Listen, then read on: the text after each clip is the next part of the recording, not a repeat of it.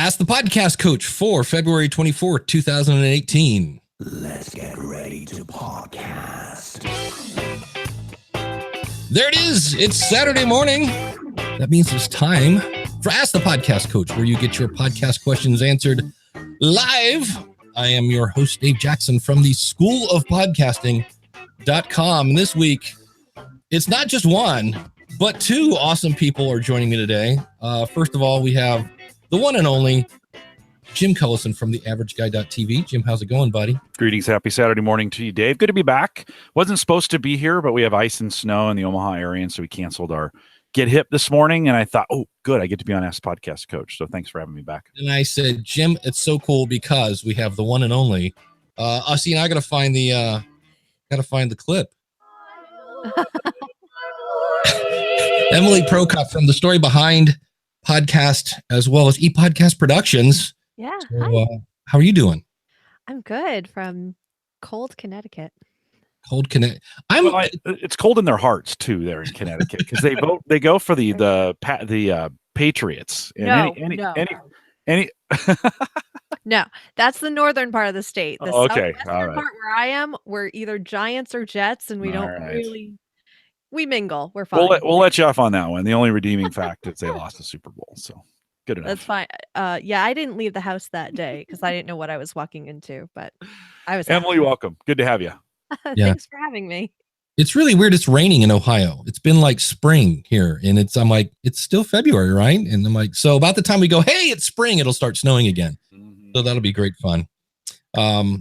But if you have any questions, it's real easy. Go over to askthepodcastcoach.com/live.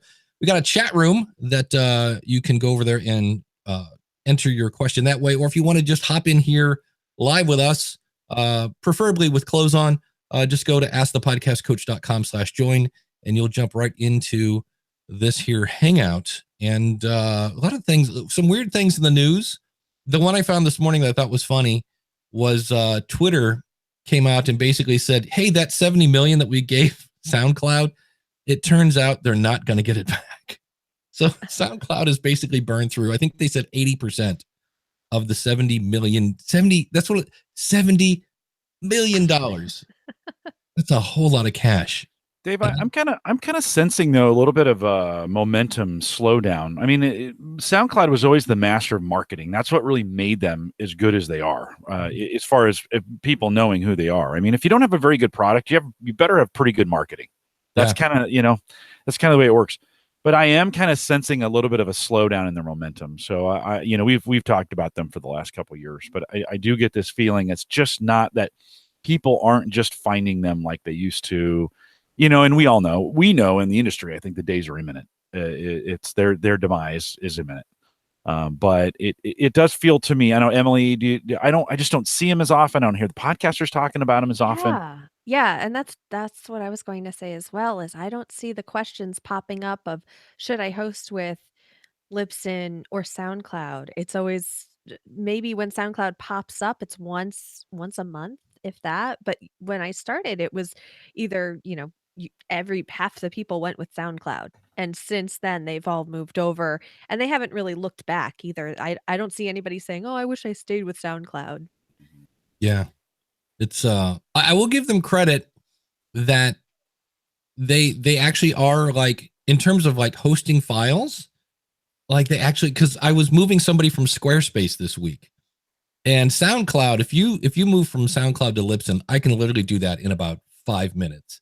Because when we import files from another media host, we basically allocate a ton of resources. So it just goes and brings your stuff over. SoundCloud, or the other one, Squarespace, I think they actually throttle. Like somehow they know the files are going to Libsyn and they throttle it. And I was just like, don't go and use Squarespace. And it literally takes hours for us. And in some cases, their files just time out. And you're like, well, we've got all your show notes, but you have to upload your files manually, or at least a couple of them, or something like that. Is Squarespace hosting? They're another company, and again, to the best of my knowledge, unless somebody informs me differently, they don't have the iTunes stuff yet. The episode and I'm not even sure iTunes has the iTunes stuff yet, to be honest. I know SoundCloud doesn't, But they Yeah. offer this, and I've never seen, the one thing I've never seen is too many S's here, Squarespace stats for podcasting. I just know that it's kind of like when they like, hey, you can do this and you can do that. And so some people started using them for their podcast, and then later they find out what's available in other places, not just Libsyn, and they go, oh, I could be, doing this much better. And so Part of the draw, though, for SoundCloud was their player. Yeah. And I think everybody's caught up. I mean, there was a bunch of independent players that came out. Libsyn and Blueberry have their own players now. Yeah. Podbean has its own. I mean, so I think there was a kind of a run on players, and everybody loved theirs because you could embed it on a website and it looked cool and it did some cool stuff. But I think everybody's caught up. Emily, what are you using for your podcast for Story Behind? How are you? How are you playing that? Everything is Libsyn. Even my website is Libsyn, which is I think my favorite part is because my first podcast, I used Squarespace for the website. I used Libsyn to host the files, but I used Squarespace for the website. And you'd have to write the show notes, copy them over, copy the code for the player, put it on the site. And it was really pretty, and I could have done a lot with it, but really I was getting no traffic to the website. It wasn't worth the $15 a month to keep it up. And I ended up, when that show ended, I think I still kept my Squarespace site for a little while. And then I moved that over to Libsyn. And now Libsyn has a classy little podcast, and it has the story behind. So those are Libsyn web pages, and I love them. And Dave was actually nice enough to ask, can you make a video to show how you do the Libsyn website, how you did it? And I did, and I've been sending it to people who are like, I I don't wanna host a website, I don't know what I'm doing. Because if you're just using a podcast to make it with your friends, but you still kind of want that destination to send people to on the website if they're not used to finding podcasts, it's great to just use that website that comes with Libsyn, and you can do Yeah. it that way. I always tell people, if all you need your website to do is a place for people to listen and subscribe to your show, a Libsyn page is awesome. And then Emily tricked hers out. She's got all sorts of buttons and things like that. And I asked her, I said, because I literally send people, like, if somebody goes, would you have an example of like what a Libsyn page looks like? And I just go, yeah, it's easy. The story behind podcast.com. And so I literally no less than probably 5 a week, because somebody will be like, I'm thinking of doing this, blah, blah, blah. And I'll send them to the story behind, then I'll send them to the feed, and then I'll send them to because of my podcast. But Emily's actually is the coolest, because she really took, there's a box at the top of the screen called the producer message that you can put pretty much whatever you want in that. And then she found a way, and it's really not that hard, just some different ways that there are widgets that will hold HTML. And so as long as you're not putting any kind of JavaScript in that, you can, if you know how to make a little HTML, you're good to go. And you can even do that with, you can basically go into a post, even though you're not going to post it, and make that widget, and then just copy the text, switch to the text view, copy the code, because you're not a coder, put that in your widget, and you're done. I do that all the time for stuff in WordPress, because who wants to hand code HTML? Just go make it look pretty, and then switch to the ugly view, copy the ugly code, and paste it someplace. So, yeah, so it's pretty handy that way. I know that's what I did. I used to have it because of my podcast site, and I was like, look, all I want people to do is listen and subscribe. Why am I, going crazy? And for me, I just took my domain because of my podcast.com, and I just forwarded it. If I wanted to, I could give Libsyn another $2 and make it my official domain and that whole 9 yards. And I'm like, for me, at least at this point, I don't think I care that when you go to because of my podcast.com, it goes to because of my podcast.libsyn.com. I'm like, yeah, I don't know. If somebody notices that at the top, good for being observant, but I'm not that worried about it. Emily, how much time do you think you put into building out your site, story behind? Well, I don't remember when they came out with the new podcast page in Libsyn, but it was before I started. So it was before October of last year, 2016. And I had played around with it with my husband's very short-lived podcast. And I was like, you know what? I'm not buying you a domain, or I'm not buying you a website for this that you're just kind of doing for fun. And once they came out with the new podcast player, I watched the video and I kind of played around with it. So it's more playing around with it. And then when I did my own, I was like, okay, click, click, click. Maybe I could do this, and a lot of trial and error. So maybe about an hour, I would say, to put it together just the way I wanted it. Dave, do you find most your customers have a pretty easy time? Do you get a lot of calls, a lot of support calls on how to set it up or how to work with it, or do you find that to be pretty self-service? It's usually how do I, because nobody looks at the support area, because if they did, they would they would find these answers, but that's okay. It's job security for me.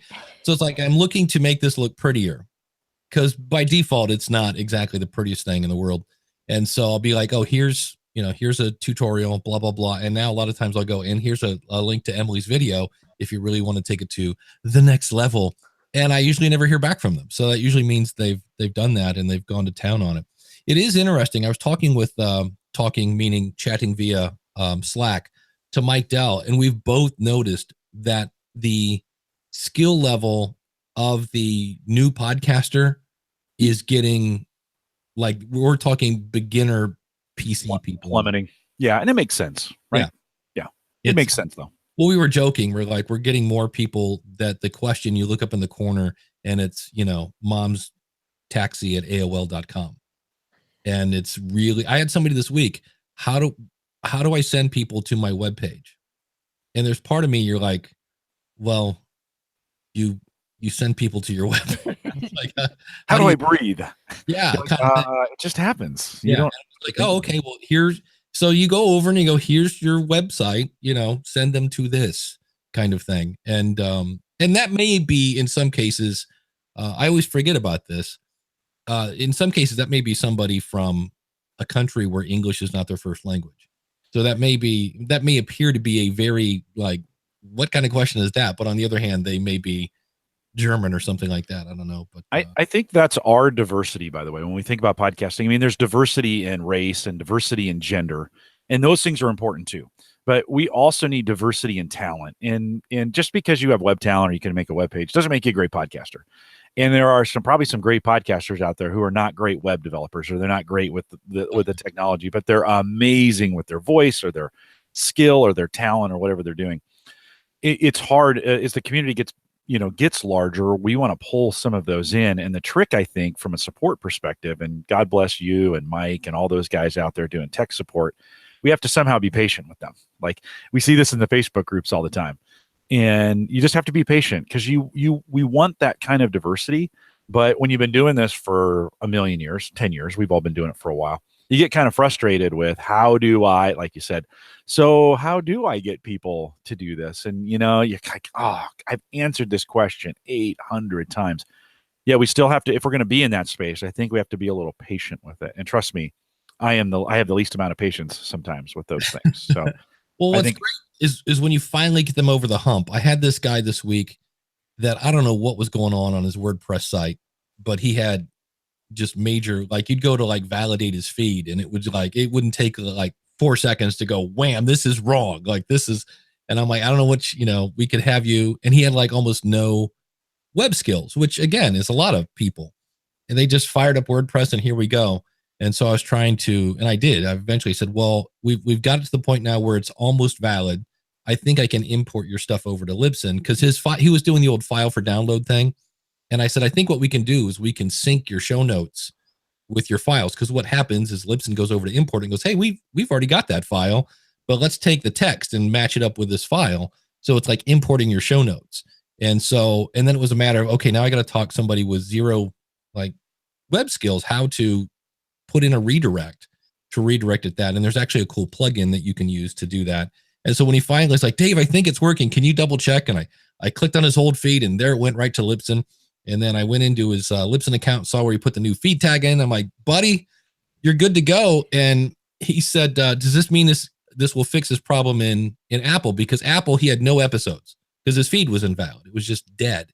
And I said, I went to his listing in Apple, and there was all his episodes. It had already kind of repaired itself, was already looking at the Libsyn feed.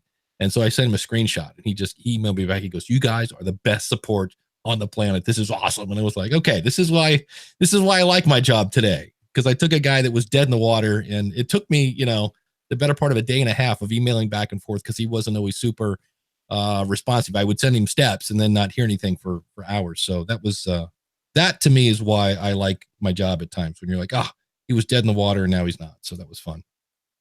So Emily, with you now doing editing, and you're now in the industry like you weren't before. We talked a little bit Yeah. about this last week or 2 weeks ago, whatever that was. Do you find yourself, like, because now you're immersed in it, do you find yourself being a little less patient with that, with folks that don't like know how to do it, or with your customers that where it should be intuitive and it's not, or are you still in that honeymoon phase where it's all great? I think I left the honeymoon phase about a year ago. Well, because, I had my podcast and then all of my friends started wanting to do theirs and they would ask me things and I had a few just say, "Okay, well, I'm all signed up. I think I'm can y can you just do this for me? You know how to do it." Something that takes me 5 minutes to do will take them an hour. So I've had a friend do the LastPass thing with me with Libsyn, and it was funny because I said, "Okay, go through LastPass so that I can have access to your Libsyn account and set everything up." So what does he do? He changes the password to LastPass, and I'm like, "No, no, that's not what I wanted you to do." So, but I do like when people come in and they don't know anything and I can get to them first before Yeah. everybody else chimes in of, "Oh, well, you can do this. You can go I went through Squarespace or I did this," or the big one now is Anchor. "I started Uh, mine on Anchor." That Mhm. might be the well, new SoundCloud where we drink in the morning is It is, and their marketing is geared towards that. I just got an email Yeah. from them this week, and it was like, "Hey, we got new things so you can do your podcast." well, here's And the thing. I logged in and I saw where they have updated some stuff. Now, here's the Yeah. thing. My Anchor feed in iTunes is owned by Anchor. They didn't ask me, "Can I submit your show to iTunes?" They just did it for me. He said, putting up air quotes, because they were being nice. And I'm like, well, now I don't own that. Now I can't see my stats and that. And so when they came out and it was like, "We've done more. We're like this great platform." So the first thing I did was I emailed them and said, "All right, first things first, can I get a 301 redirect?" And I forget what else I asked them.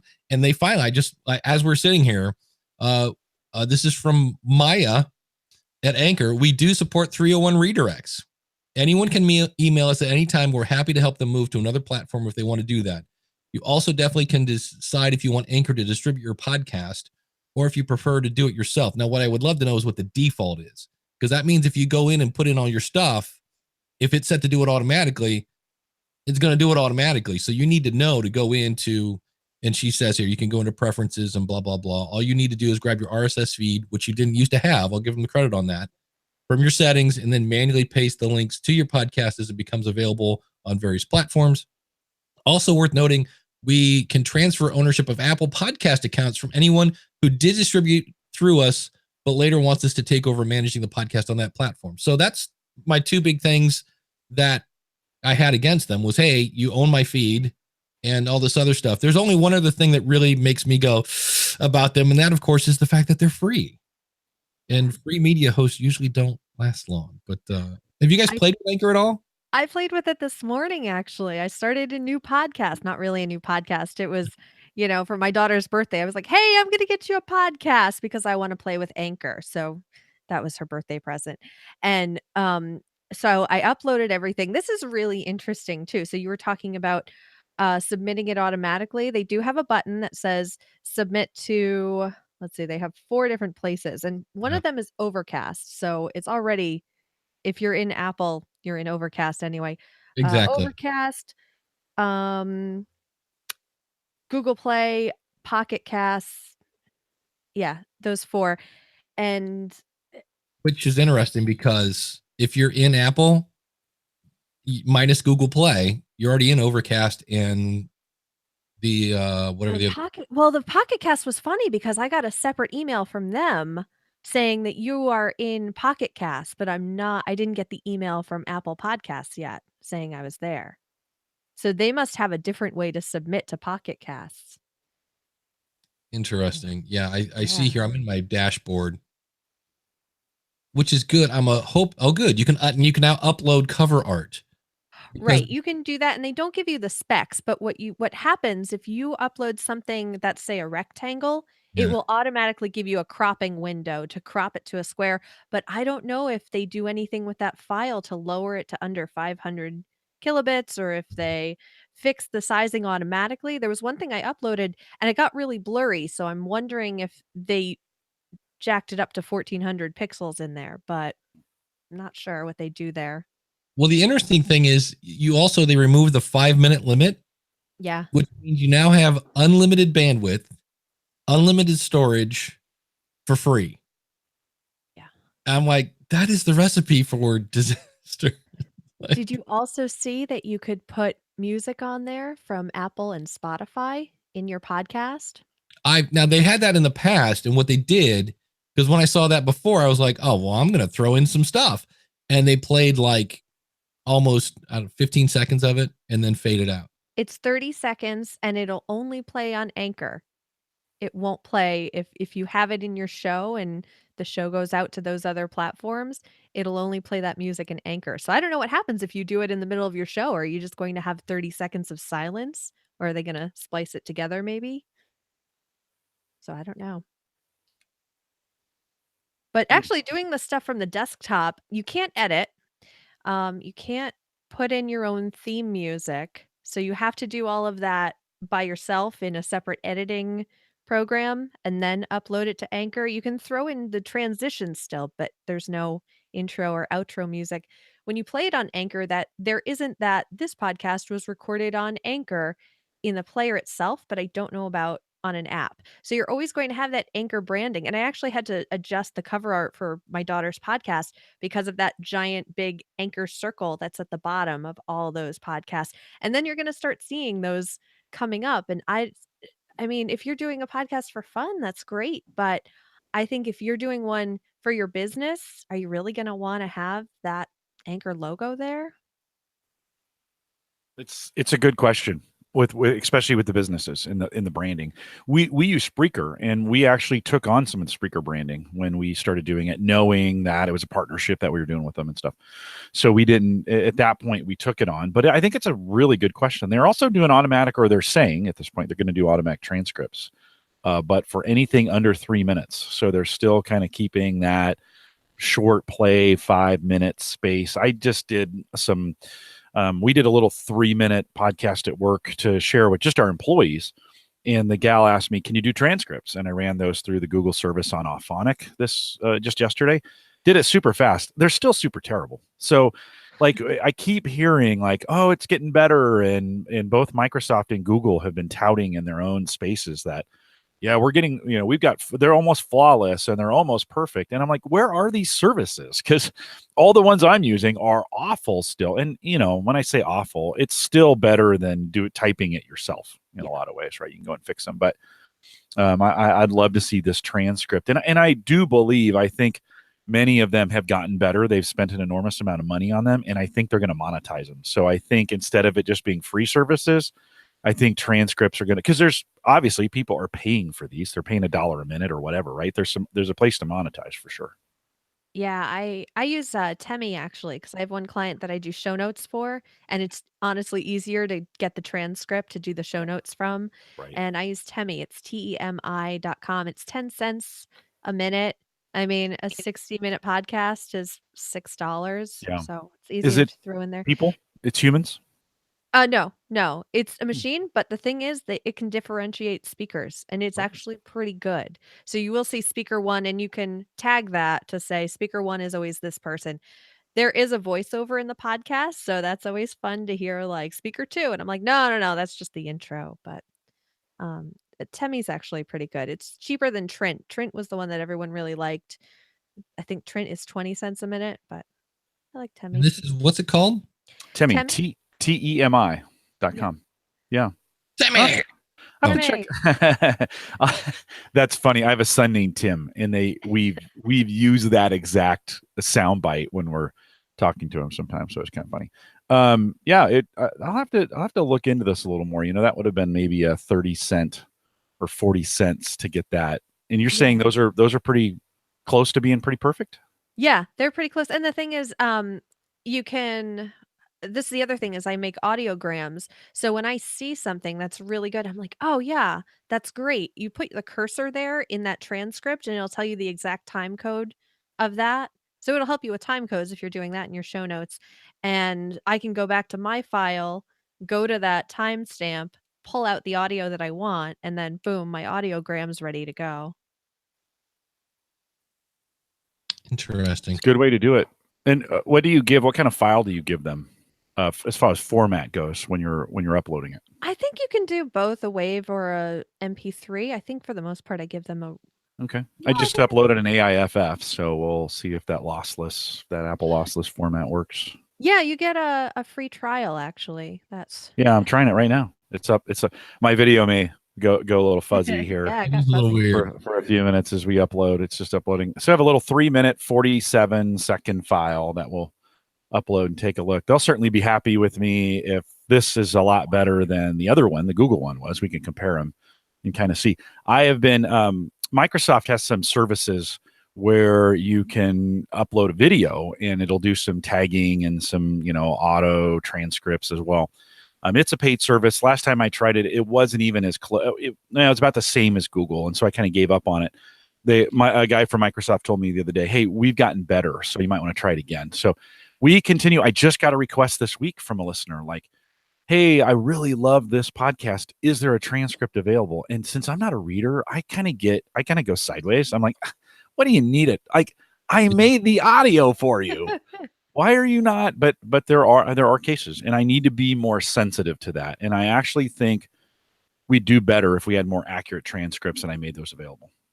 Well, it's funny because if I go to a web page and I see a transcript and it's just that block of text, I Uh, go away. I don't want it. I want an outline or a short blog post, and if I can, I'll listen to the audio. Absolutely. So, I mean, I have people and they really want transcripts and they think it's great for SEO, but if they just have that page of just text, that's not that great for SEO. If you have that audio player, if you have it broken up, if you have the headings, if you have visuals on there, Google's going to love that. They're not going to love a block of text. So you're saying when I do my transcripts from Phonic and it's a big block of text, if I just do Control A, Control C, and then take it over, do Control V, paste it in, you're just saying Google doesn't like that, Emily? Is that what you're breaking my heart at this? I'm sorry. Do you like that? Well, I'm using the Simple Podcast Player, right? And it's got Yeah. that area where you can just paste it in there, and nobody actually sees it, but search engines can crawl it. Yeah. And so I've been doing it just because I don't honestly. If I had to sit down for an hour or two and correct an hour and 20-minute show, it might take me more than 2 hours, to be honest with you. That's a lot of work. So I've always figured, well, something's better than nothing. That may be wrong. I don't know. Emily, is nothing better than pasting that whole block of text in there? I don't know. I would say keep the text in there because if people really want to read it, they will read it. Well, I'm I don't know if they can not- read it, right? In Simple Podcast Player, isn't that hidden in the notes Oh, is somewhere? I Yeah. think it doesn't with Ravi, or not Ravi, but Yeah. You can have it to where it basically is. I think there's like a link. It's like click here to read transcript, and you click maybe it, that's it. and it kind of accordion downs so you can read the whole thing. So the whole point is, it's there to get the Google traffic, but not there to. So when people show up, they go ugh, and then because that's when I start to read a transcript, and especially when it's like, "How are you today? It's snowing here in blah blah blah." Yeah. I'm like, okay, really? Seriously? It's like you can just tell they've taken the entire thing and just copy and pasted, and I'm like, ugh. So I'm not a huge fan of transcripts, but well, yeah. but that's the thing. I think there are some who are, oh yeah, right, Yeah. and they're but it's called just deaf people. I mean, seriously, not making a joke. That's true. yeah. True. No, you speak the truth there. We've got to be better about that. And I've been kind of waiting. It's a scalability problem for us because we create so much content that if we had to transcribe all of it, and I don't have budget to transcribe it all. So, I've been kind of waiting for the technology to catch up so that we can let the machine do the work. And I keep hearing, oh, this is great. And then I actually go to use it and it's awful, and so I'm hoping it gets better here in the future. Yeah, Troy says, but if you don't give them the full transcript, then they have to listen to the show. So it's kind of a yeah. Well, Emily, you're for your customers, because are you doing show notes as well? I do them for one show. I offer them, but I'm not really pushing it just Okay. because of how much time they take. Yeah. Yeah, it's a weird thing. I hear some people say, "Oh no," like if you talk with um Blueberry president, Todd Cochran. Todd. Sorry, all I could say was Rob. All I could think of was Rob, your boss. So with Todd, he is like, he bread and butter. Like, you write things and I mean, he's got a whole speech around, I've written 500 pieces of content that have 300 or 500 more words or more, whatever, that, this organic growth. So he is very, very set on making sure you have written content in your posts. Yeah. I saw that earlier where somebody asked who should do my show notes. And Todd was like, you know the subject, because in reality, if you're just shooting for 300 words, it doesn't take that long to write 300 words. And by the time now granted, you can go to transcripts, but I really struggle with it. I'm lucky at work. I have writers. That's like the only reason show notes are getting done at work, because I have a writer who sits down and cranks it out, and she loves to write. And so that works out well. But man, on Home Gadget Geeks, it's awful. I just don't, it is so, for me, if I was forced to do it, I think I might quit podcasting. Just like, wow. I don't want to do it that much right now. It's one of those things. I just don't want to do it. Illiquity. Yeah. In the chat room says, what I've done for show notes, make my outline in Evernote of what I'm going to talk about, and then copy and paste those into the new note, add links equals show notes. Yeah. So that's an awesome way to do it. And especially if you have the same thing in your show notes every time, like a call to action. I have that copied and pasted into a Google Docs template. And one of the best ways, you're not supposed to copy and paste directly from Google Docs or anything else except for Markdown, I think, into Libsyn, where I do my show notes. And if you just use Control-Shift-V, it takes away all the formatting. So that's easy enough just to copy and paste every time. Yeah, that is a keyboard shortcut that's worth remembering. Yeah. I learned that made my life so much better all the time. My emails weren't different fonts and colors all over the place when I had to email different things back and forth. Yeah. Before I forget, it's time to thank our awesome supporters. Let me find some happy music just for giggles. Do do do do yeah, do exactly. do. There we go. Happy music. We have a new one. A new somebody's chipping in. So thank you very much to Greg from Debt. Easy for me to say. Debt Shep. Okay, it's the thing where you're in debt. DebtShepherd.com. There we go. For some reason, I'm hitting that B too hard. It's the Debit Shepherd. No, DebtShepherd.com, as well as Jonathan Bloom from WeeklyAwesome.com. The one and only Glenn the Geek Hebert from HorseRadioNetwork.com, who I will be talking with later today. That's going to be fun. Josh Rivers from PodcastingExperiments.com. Max Trescott up there flying around in AviationNewsTalk.com. And Shane from Spybrary.com. So if you'd like to be an awesome supporter, go over to askthepodcastcoach.com/awesome, and you can be an awesome supporter today. So thanks, everybody. And of course, next week we'll be reading. I'll have to take like a really deep breath. The beginning of the month, we read. Actually, we should mention that next week, no show. I will be flying back from San Diego from Social Media Marketing World, which will be great. Here's the thing. I don't know why, but that show, and it's not like I'm afraid, but it's the whole, I've never been to, I don't know how close my hotel is to the thing. So I don't know how, if I'm going to be in San Diego? In San Diego. Oh, it's easy. Easy. I've never been to this event. I'm moderating a panel. There's a bunch of things there that I've never done before. And for some reason, last night I was sleeping in shifts of 3 hours. Like I would wake up and go, I wonder if, okay. And then I'd fall back. I just could not get into a sound sleep. I don't know.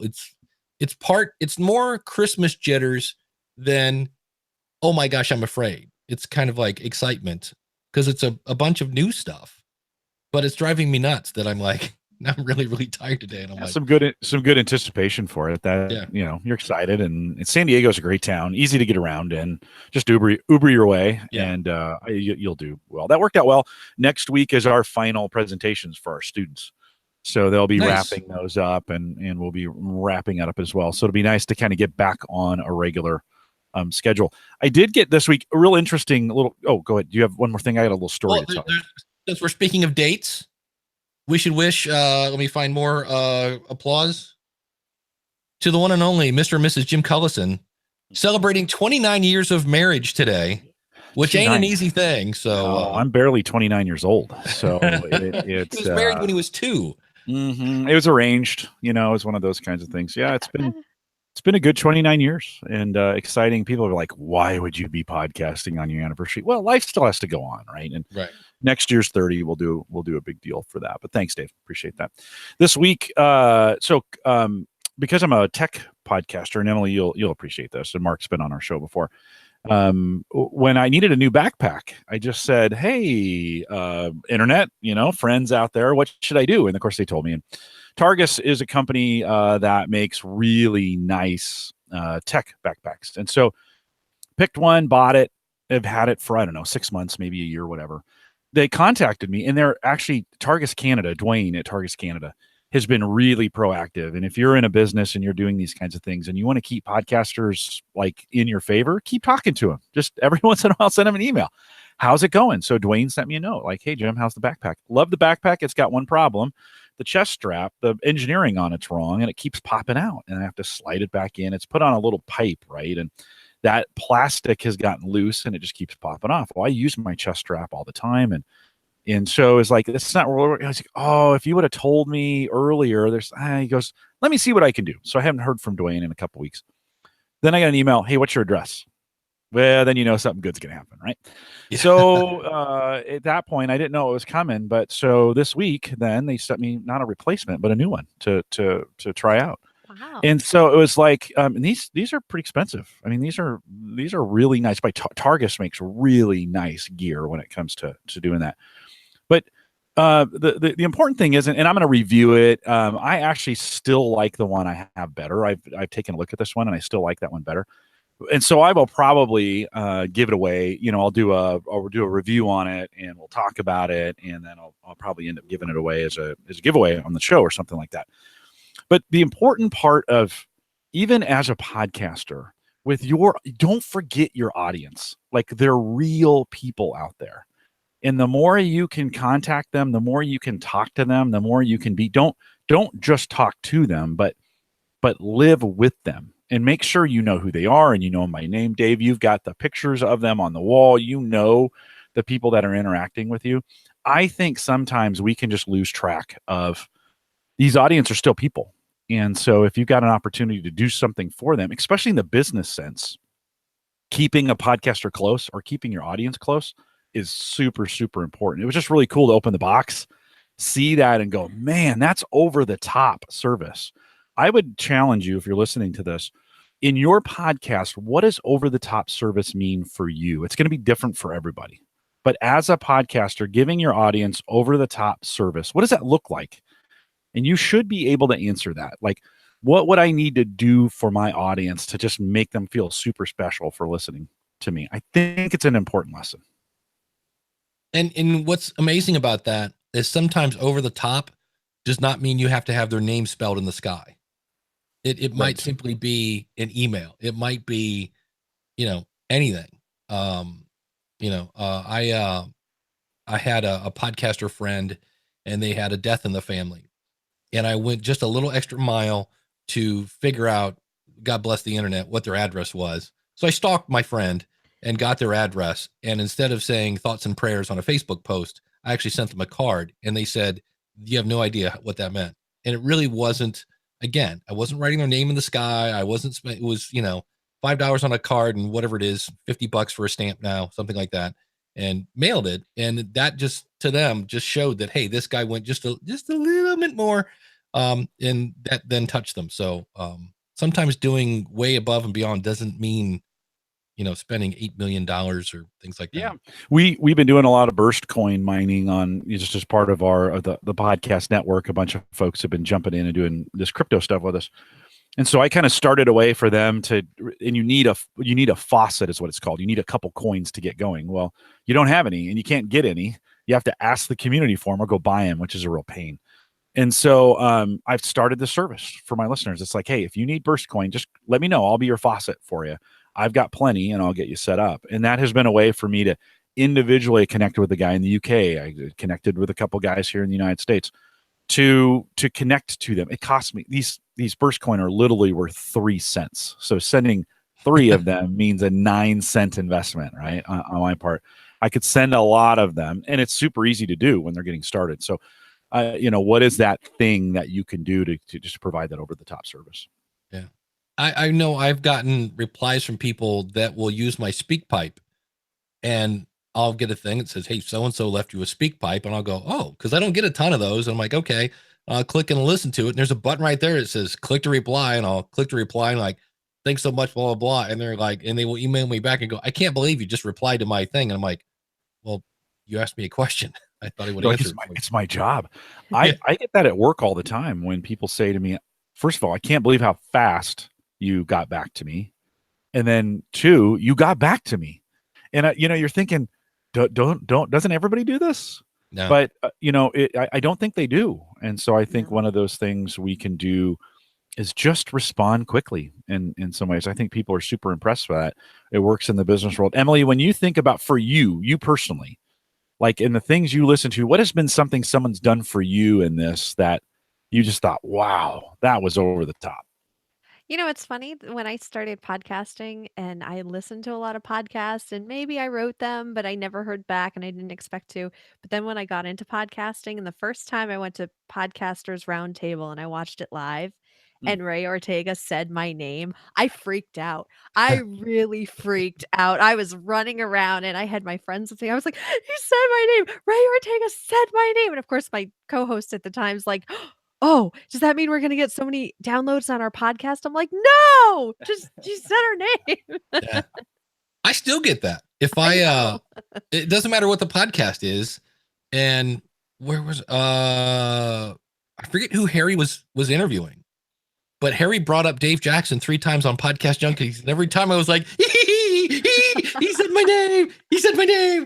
It was like, so It is good though. I mean, it's those are really good as podcasters to engage your audience in that way, to the point of recognizing you have an incredible medium to help people and to recognize who they are and get their name right. This is a thing I have to remind myself of all the time, is get their name right and make sure you're doing it, because I messed it up. I've just slaughtered names before. It's just awful. But just that power of doing it is, Emily, you said, and Ray and Dave, you said that. I too, if I get mentioned on somebody else's show, it doesn't matter who it is. I get my heart kind of, just a little bit like, yay, it's cool. It's powerful. I feel like Steve Martin. The new phone books. I'm in the phone book.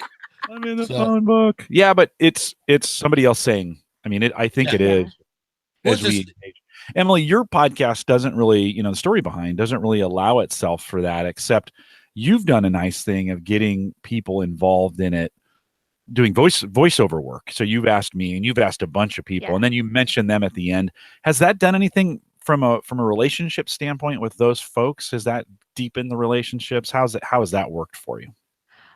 I think it's more because I don't really have time. I used to play promos for other shows on my old podcast, and I realized my show's 7 minutes. I have time, I do a break for a promo of whatever, but it's usually less than a minute. So I don't really have time to play somebody else's promo. And I felt bad about that I couldn't involve my friends who were nice enough to reach out and say, can I play your promo on my show? And I was like, you know what? If I come across a really good quote or something, or if I want people to hear about a podcast that I really love and a podcaster I've connected with, let me find a way to get a quote in and have them record it. And like I did the one about sliced bread. That was actually the quote that I used from that was from the podcast The Eating Coach, and she's been helping me. And I was like, you know what, I got to get you on my show somehow, get you some exposure. And it was, I love doing that, and I love having that. And the other thing I do is for my Patreon subscribers, whenever I get a new one, that's when I read out all the names, and I call them my executive producers because that's what they're doing. They're giving money to help produce the show. So having that too and shouting them out on social media, say, "Hey, this person just became an executive producer," if I have their name or their Twitter handle. Um, that's how I get them involved. But also having a community on Facebook helps a lot, and having a closed group and I go live in there every so often, and getting that interaction, I get people excited for the shows and, what you're doing outside of your podcast, not just on your podcast. Make sure you're going to Twitter, make sure you're going to Facebook where your audience is and interacting with them there. Yeah, that's key. I think everybody at this point, it's weird because it's just not that easy.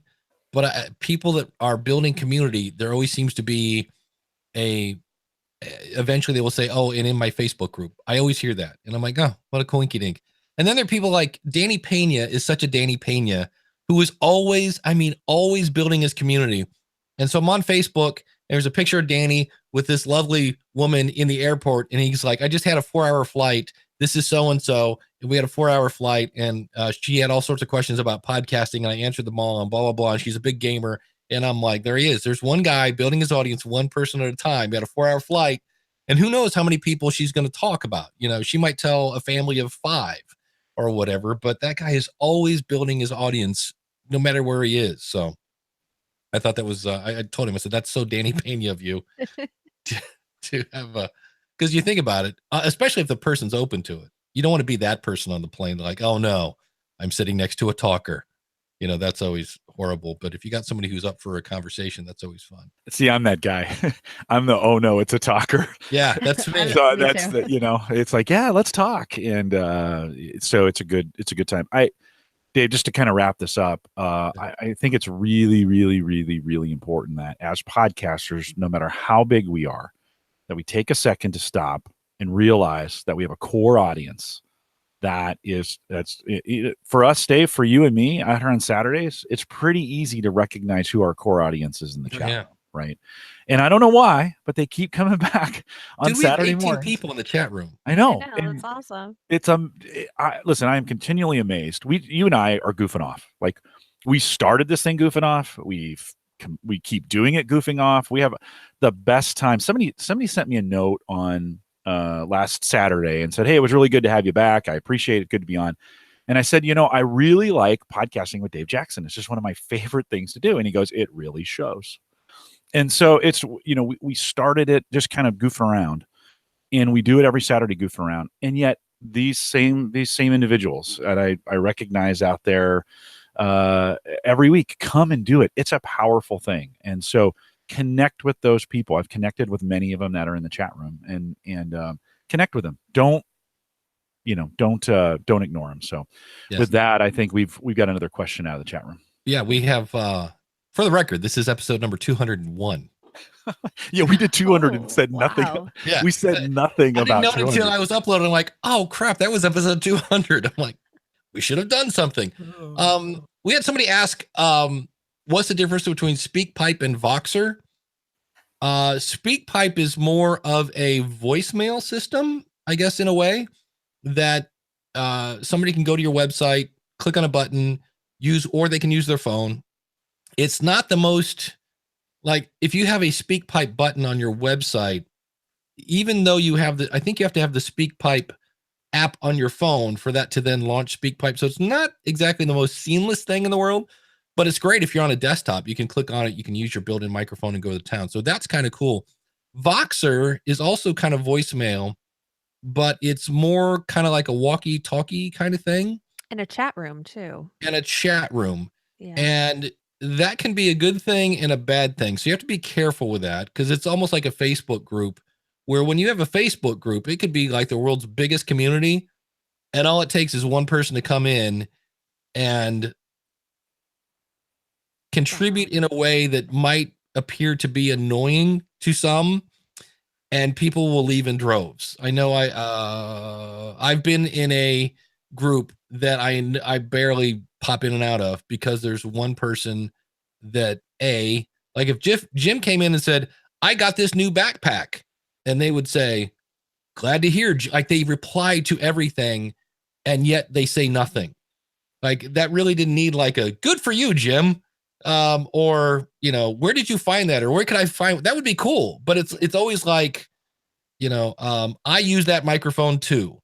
It's endless chatter till I'm like, so I don't know if that's just me being impatient, but Voxer can be very cool. It can be used like a walkie-talkie. Do either of you guys use Voxer for anything?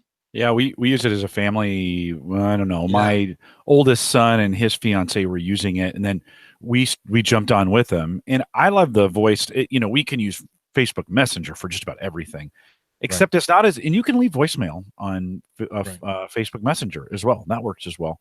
But Voxer was just kind of cool. Press and hold. It's got that walkie-talkie functionality. I still find myself going back to Facebook Messenger more. I don't know, Emily, have you messed with it? Yeah, actually, I think on the feed, Elsie set one up, so I played with it in there, but I ended up just having to turn my notifications off because it got so big. Yeah. I think it was I don't know how big it is now, but I think when I had to turn off notifications, it was 40 people, and the same thing, a lot of them was just the voice message that you'd have to take the time to listen to of, "Hey, that's great," and, Yeah, and you it was can't do it during meetings, and you can't. right, I mean, yeah. it takes I kind of a commitment, right? Yeah, and I'm a very during the day, I can't have audio going really, aside from what I'm listening to and what I'm editing, so I'd rather be able to read what's going on too. But I also use it for, another podcast I'm helping out with, where we're doing a lot of research on our own, but we also wanna document the research, so it's easy enough to go into Voxer and say, "Hey guys, I just found this. This is really great." And what we're gonna do is take some of that audio, throw it into the show so that people can kind of follow that research journey. But the other thing that came out, Miss Eileen talked about it, is Vaudle, Baudle. Have you guys heard about that?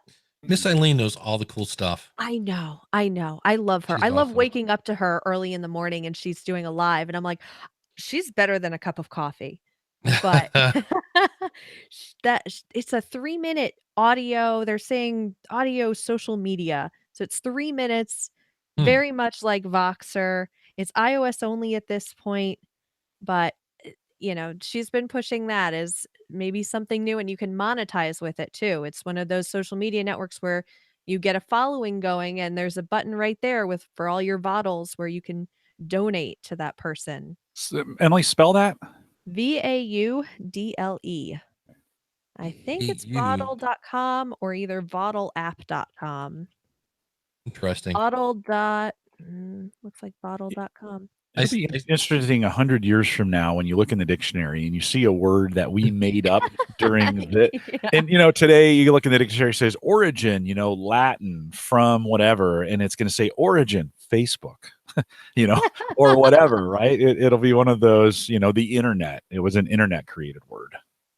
Yeah, I know a couple people in the chat room were saying the feed Voxer group is too big, and I would agree with that. But that can happen anywhere. Like that's not Voxer's problem. Yeah, right? that exactly. That's the key, and that's where I said you have to. And with like Facebook, you can set like a post at the top that says, "Here are the rules: no spamming, no blah blah blah." And I don't know that that's an option in Voxer. It'd be nice if you could say, "Hey, everybody, here's the group."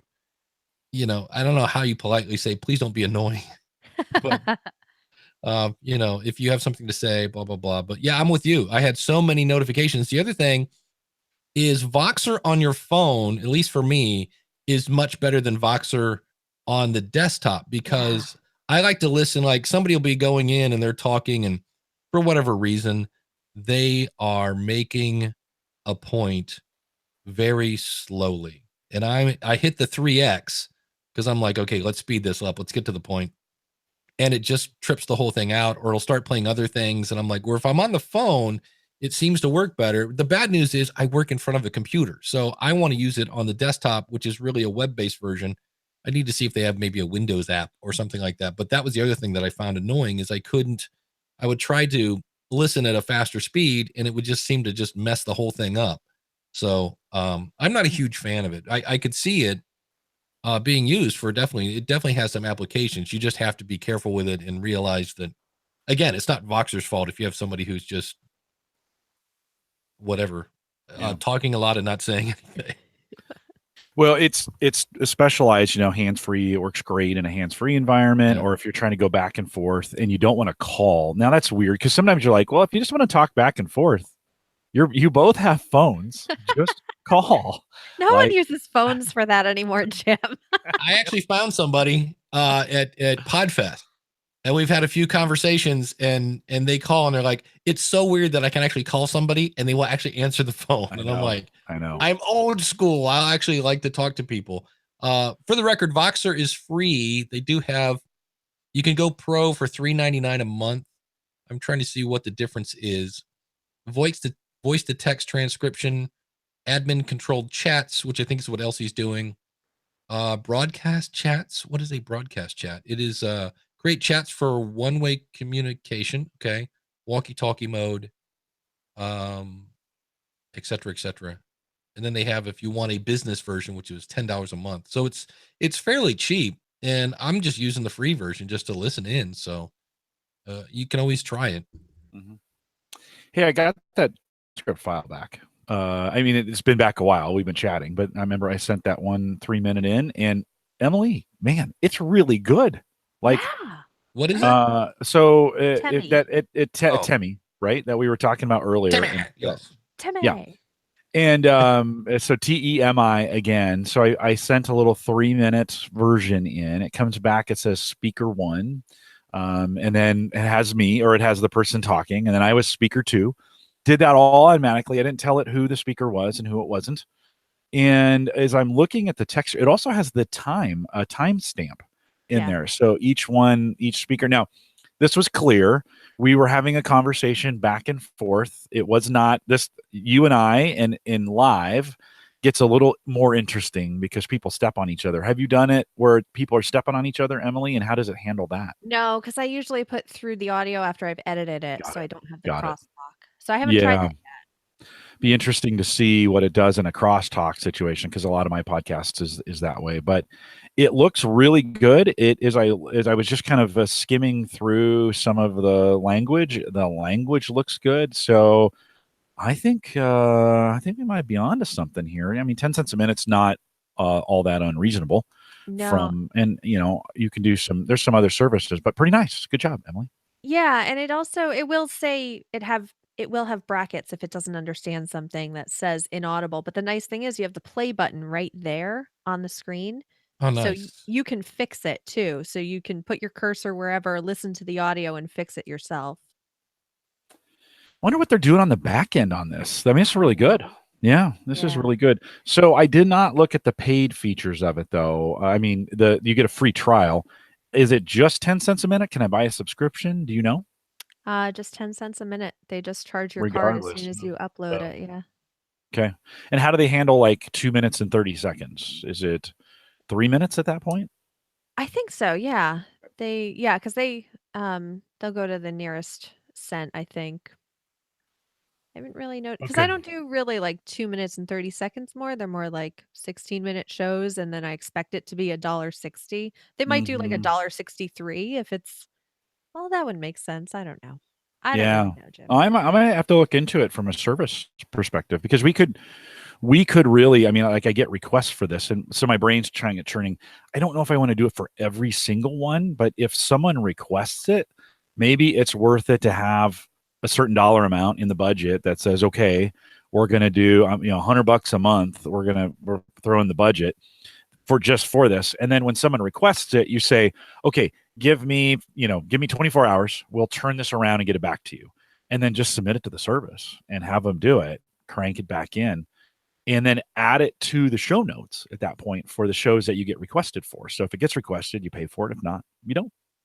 Yeah, and I have a friend who he wanted extra money, and I was like, okay, can I keep you on call to clean up transcripts if anybody really wants them? And he's like, Nice. yeah, sure.